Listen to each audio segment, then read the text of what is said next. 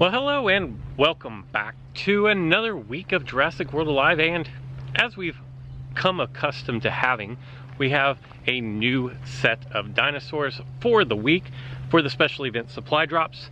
And the way that this is going to start off is we are going to start for 3 days with 5 different common dinosaurs to choose from, and you are going to get 60 attempts over these 3 days. And I'm just going to be upfront and say that 60 attempts is a lot. In fact, probably more than most players, and definitely all casual players, will be able to complete. The good news is, with the common class spawns, they spawn every hour.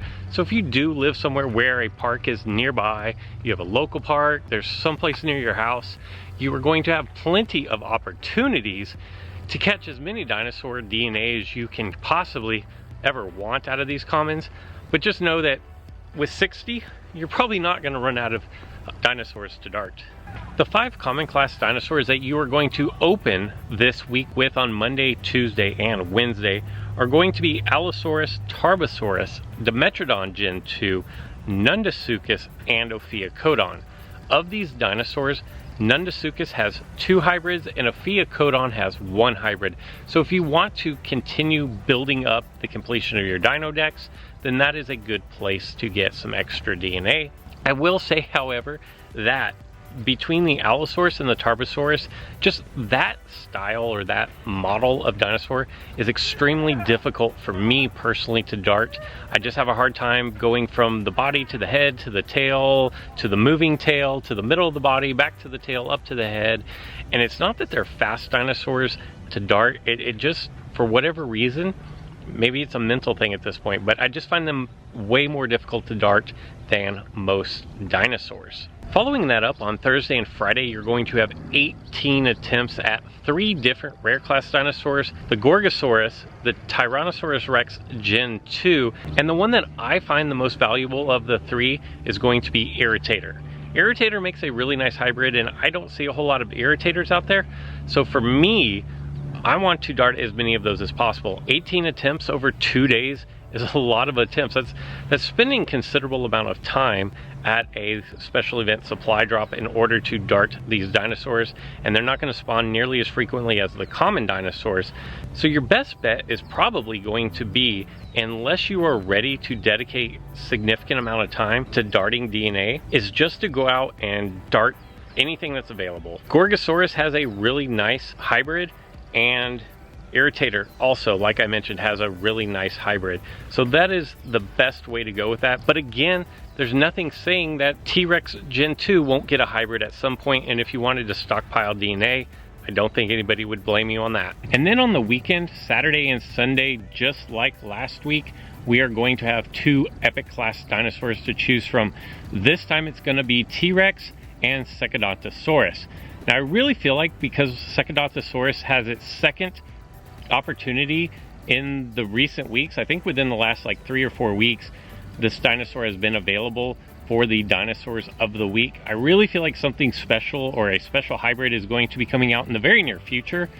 But of course, nobody's going to blame you if you want to go for Tyrannosaurus Rex, because it is the key ingredient for Indominus Rex, which is also going to be the key ingredient to Indoraptor, one of the best dinosaurs, if not the best dinosaur in the game. Now remember, you're going to have 6 chances over Saturday and Sunday, and T-Rex is arguably the most difficult dinosaur of epic class to dart in the game. So you may want to take that into consideration when trying to decide which of the epic class dinosaurs you want to dart over the weekend. For those of you who are just starting out in the game, or if you've been playing for a little while but your dinosaurs are relatively underpowered, I will say that Eneosuchus is one of the best hybrids in the game when you are starting off. And even as you start getting to the higher levels, if you overpower this dinosaur, and by overpower I mean over level this dinosaur, it is still a very useful dinosaur. It will carry you very far up into the game. So Nundasuchus is definitely a dinosaur that you're going to want to accumulate as much DNA as possible from, because that, along with Eneosaurus, are going to be the 2 dinosaurs that you're going to want to have to fuse for the Eneosuchus. Ophiocodon is also a nice selection to go for here, because Ankylocodon is a hybrid of Ophiocodon and Ankylosaurus Gen 2. While Ankylocodon is, honestly, it's nothing all that spectacular of a dinosaur. It just kind of does its job really well.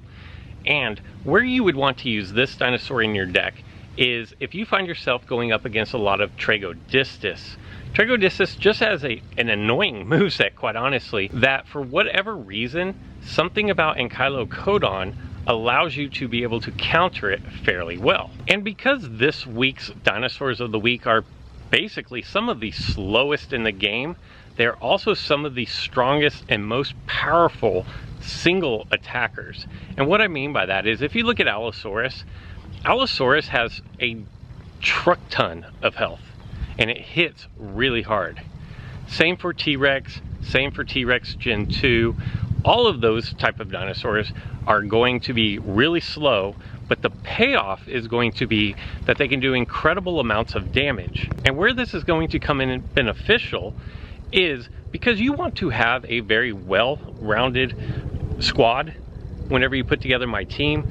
And with the meta switching from being a really fast meta to being a really tanky meta, tank busters, like the dinosaurs we have this week, are going to be very useful, especially as openers. If you are wanting to try to run some kind of a counter meta attack, and you know that predominantly your opponents open with tanks, opening yourself with one of these tank busters could throw your opponent out of their rhythm and allow you to reach an easy victory. And remember, just because you find one of these dinosaurs in the wild in a park, if it's not specifically at a special event supply drop, it's not going to count towards your 60. So here on my screen, I have encountered a wild Dimetrodon Gen 2 that I'm going to dart for no specific reason. It's a nice dinosaur, but it's nothing fancy. Could be good if for earlier players. And in fact, I would really say, honestly, for these events, unless you are trying to create something very specific, like if you're trying to create Eniasuchus, then just collecting as much DNA as possible, I think, is your best bet, especially with 60 attempts. As we've already seen numerous times, Ludia is going to introduce new hybrids at any given point, and it has been a while since we've had an update. And in fact, I think we had one small update since the big update of version 1.3, and with that, I found myself personally wishing that I had darted several other commons that I saw all the time and just passed over because I thought they were worthless, that now I kind of wish I had extra DNA for. And while I'm on the topic of version 1.3, the big update that we had a few weeks ago, I did reach out to Ludia and ask them if they could give me some kind of a status update on their plans for cheaters and spoofers. Now, the reply that I got was nothing definitive other than to say that they have identified people. There are rumors, actually, of people who have been banned, but nothing that is concrete that I want to report on. So as of now, I'm just going to leave it at Ludia has officially said they are in the process of rectifying that situation, which will, if you remember, open the door to having seasonal tournaments or seasons as other games have already adopted. Because I have room available in my battle incubator slots, and in fact I have none at the moment, what I've done is I've gone through on my team and I've put in either A, dinosaurs that are available this week in the Allosaurus, the T-Rex, the Secodontosaurus, or I put in hybrids of dinosaurs that are available, the Eniasuchus, the Gorgosuchus, and the Ankylocodon. And what I want to do with that is I'm going to take them into battle and just see how things go. If you'll notice, I'm in the highest arena, just over 4,000 trophies. I've been experimenting a lot lately with different dinosaur builds. I still haven't found one that I just love, and so that's kind of where that stands. Now, I did leave 2 dinosaurs in from before, and we get one of those in the Stegoceratops. And I'm actually going to open with my Eniasuchus. Now, when I say an over-leveled Eniasuchus, I don't mean level 18. Now, for me, that's not over-leveled because I will see 23s and 24 leveled Eniasuchus, but for this video, it's what I've got. Now, I'm probably going to get demolished here. So I'm going to try to regenerate some of my health back. I don't know that's going to help because I think this Post-Metrodon is going to do a ton of damage on this attack. And then it's going to be his turn again. So I'm going to get knocked out. Just a really bad matchup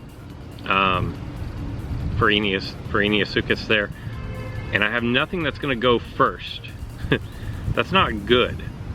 So I'm going to get my Stegoceratops. It's a little bit stronger and it has the slowing impact that hopefully I can go faster than I can stun. Although I can't even stun because Post-Metrodon has immunity. So maybe I can't even go faster because of the immunity.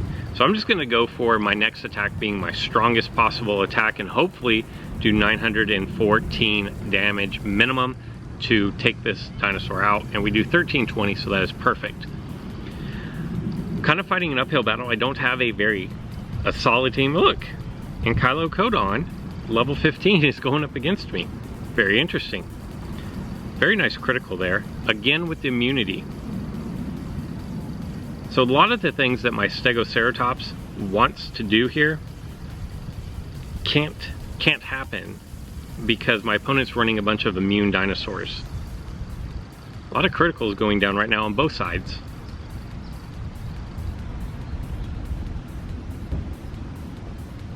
If I can survive this attack, and I do, I should be able to come close to knocking him out. I did about half the damage. I'm not going to survive this next attack, so what I need to do is think about which dinosaur can I bring in. I'm faster than him on both of these. I'm going to bring in the Secodontosaurus, and actually I've not really ever used this. I maybe have tried it out a time or two, but I don't know a whole lot about it. So I'm going to get the knockout there, and now it's the next one to knock someone out. I've taken no damage on my last two dinosaurs, and this could be nice because I have Defense Shattering Rampage, which is going to take out about half of this level 20. The problem is I'm going to have to survive, and he took out 3/4 of my dinosaur here. So I'm going to knock him down about 50%, and then I'm going to have to swap out to my Gorgosuchus. And that didn't work out too well for me. It was actually a nice showcase of the different hybrids between my opponent running multiples of them and then myself. Obviously, he had a really good counter team to the team that I put together, or was given, because the team that I was given didn't have, like, it was too one-dimensional. All the dinosaurs were kind of the same, except for Stegoceratops, and Stegoceratops was completely countered by my opponent having the immunity. So what I'm going to do for this one is I'm actually going to open with Allosaurus. Allosaurus can take a lot of damage and it can deal a lot of damage. Let's see how this works out, because this is the predominant tank in the game right now, Stegodius. Thagomizer is not going to be a big deal for me simply because he was already faster than me. But look at that, I basically took out 50% of my opponent. I'm going to get one more attack here. If I can land a crit, and I do, that essentially erases. I think I'm going to go ahead and just let my Allosaurus get knocked out. It can't survive another hit from anything else. So I'm okay with, wow, look at that. It didn't even, that was beautiful. The shield, the defense, the armor piercing, or defense shattering strike that destroys the shield, the ability just to take a huge amount of damage, actually really put my opponent in a hole there. Comes out with another tank. I'm gonna go with my Gorgosuchus because I'm going to be able to shatter through these shields and the armor that they put up. And it's gonna have to be on the next attack here. If I can survive, it's gonna be close. because this move right here, this defense shattering rampage, is going to destroy the shield and bypass the armor while doing 2 times damage, and I have an additional 50% increase in damage attack here, so I could do a really nice chunk of damage. So there we go. 201 left on the Gorga, on the Gigaspikosaur. And now I'm going to swap out, because I kind of want to keep my advantage over my opponent. Short defense. I think if I look, I can destroy shields and bypass armor. I didn't even look. Hopefully that this will do 201 damage. I should have looked. And the way you can look is if you press and hold the move down, it'll tell you how much damage it does to your opponent. And I will say thank you very much to everybody who chimed in. They did fix this. So before, whenever you'd press and hold this down, it wouldn't necessarily show you how much damage you were doing with the armor. It wasn't a true damage test, I guess. But they did go ahead and fix that so that now it does show the damage. Velociraptor versus Stegodius. This is going to be fairly simple. He's going to have to swap out now. I'm going to go with my Thagomizer so that no matter what my opponent brings in, I will be faster than. He brings in his Stegoceratops, which shouldn't be much of a battle for my Stegodius. And there it goes. The critical hit was the final touch there. Now I will say, I'm glad my opponent brought out the Velociraptor for this battle, because what that goes to show is why you need a really well-rounded deck. The dinosaurs that for this week, and the ones that I kind of built my team around there for this video, were strong tank busters, but they're pretty weak to the fast attacking raptors. And so the reason why you don't want to load up your team with a bunch of tank busters is because if your opponent does bring in something like a Velociraptor, any of the faster dinosaurs, they're absolutely going to wreck your team, because they're going to attack harder and faster than you can compensate through your slowness and power. And again, that's all part of building what I consider a well-rounded squad, team, strike team, whatever you want to call it. If you are building a team and you're newer to the game and looking for ideas, I definitely would not use all of this week's dinosaurs. That's a really bad option. But the reason I did is because I just wanted to show off a few of the different dinosaurs, and with the addition of the Stegodius and the Stegoceratops, it kind of shows what some of the key elements are to building the well-rounded deck. And make no mistake, I do think adding in a tank buster or 2 is a good idea. I apologize for the lack of videos over the last few days, just really busy with life, and the weekends are really hard for me to do videos, and I missed you guys. But I'm back today. Today is Monday. I hope you guys had a fantastic weekend. I hope you guys have a great week, and let me know, which dinosaurs are you most interested in darting over the course of this week? That's all I've got for today, so until next time.